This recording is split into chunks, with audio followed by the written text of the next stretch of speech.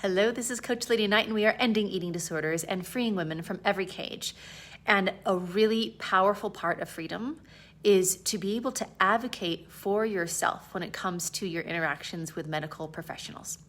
So that medical advocacy of knowing what serves you well and realizing that you hired this doctor or whoever, the specialist is, and being able to really see through what may be a cultural influence and to really see what is actually helping you and serving you. So, for instance, something that comes up a lot with our clients is that if you are a woman who is not considered thin, and there's so much that we could dive into here, but just to keep it really simply, there are doctors that make more money if they can sell weight loss programs. And it's not so much about like what they're going to help you do as doctors, but they're pushing like a weight loss program, or their insurance will pay them more or pay out if they make sure to offer weight loss programs to everyone. So it's really the lobbying of the diet industry in the medical industry, which is not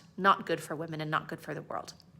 But to be able to see through that, so for instance, we have clients that if you go into a doctor's office and you are a woman who is not considered thin, and you can be there for something that has nothing to do with your size or your weight, but the doctors are like, oh, hey, you came in here because your wrist hurts? How about a weight loss program? And instead of just being like, okay, someone in authority is just telling me that I need to take these diet pills or do this thing that's going to sort of have a kickback for this office financially, to be able to advocate for themselves and be like, that has nothing to do with what I came here for. I didn't come here for a weight loss program. I came here because my wrist is hurt, or I came here because I need help with whatever it is. And to be able to advocate for themselves because they're not always in this place of shame and defaulting to everyone else.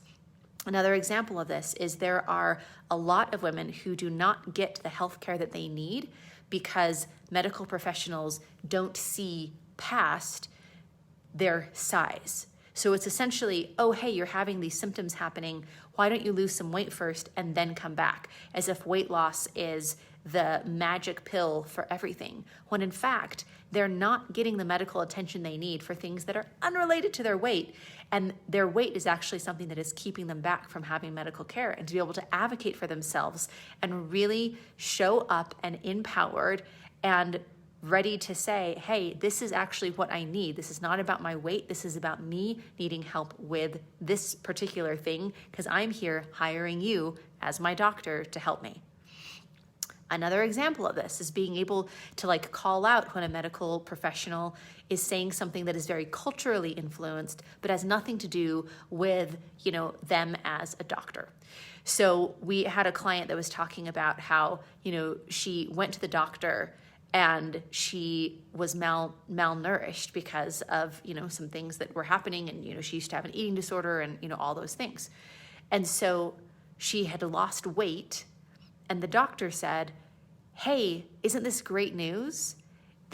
Yeah, being malnourished will take care of that. But the good news is that you lost weight because of it. And for her to be able to see that for what it is and advocate for herself and be like, actually, it's not good news. It's not good news that being malnourished has resulted in weight loss. That is a symptom of being malnourished. It's not good news. And to have that strength and that knowing to advocate for ourselves and our health and our bodies is a really important and beautiful part of freedom. Because when we feel so helpless and hopeless and we're just looking for, the answer and defaulting to everyone else and not really thinking of our own knowing and our own what we need and advocating for what we really came here for, then on the side of freedom, we get to have all of that back, or even for the first time, of stepping confidently in front of anyone that we might perceive in authority and being able to advocate for ourselves and what we need. And that's a really beautiful element of freedom. So for your next step to freedom, go to lifewithlydia.com.